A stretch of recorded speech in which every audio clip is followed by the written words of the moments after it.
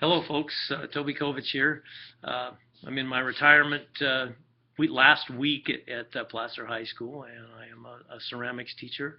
I was fortunate enough to go through this department as a high school student, come back and get hired to teach.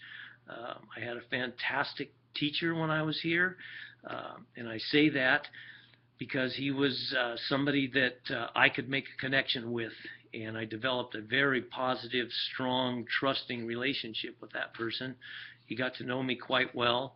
I got to know him quite well, and when I came back and this job opened up, I was able to get hired, and I think he and I both knew that at that point I could handle what we had going on around here. A few years later, we were introduced to a man by the name of William Glasser, and he had an idea called Quality Schools, and he had written several books, and his ideas and concepts fit us like a glove.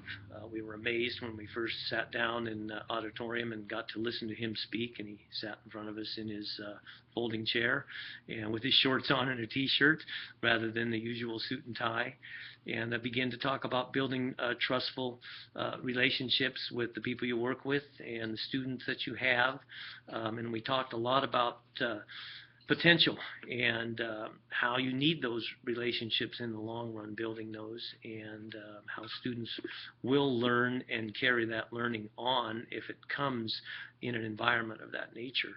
I'm going to hold this up for you. This is a typical bag of clay that we use in my classroom, except that we have juxtaposed a student onto that bag of clay.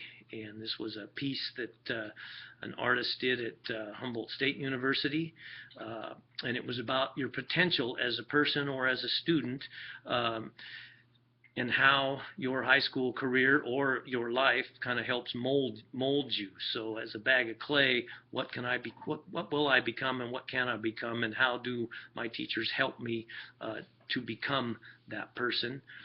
We had a number of these that we did. The whole class did one of these, and we put them on desks, and I had each of the students write a small, quick essay on exactly how they felt their high school career has helped to mold or shape them as a bag of clay. I am not sure exactly what was going to come out of that, and I put them all on student desks, and I put one of me in front in a classroom setting, and then I stopped and went through and read each one of those, and I was blown away.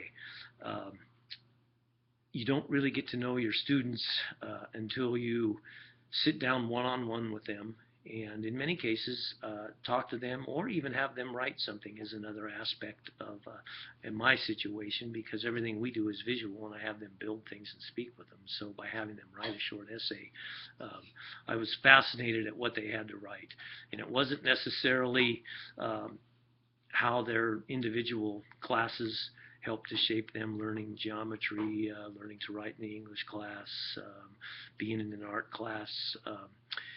Really, it was about the relationships at school that they wrote about, and also the relationships with their peers that they wrote about. And it was quite interesting.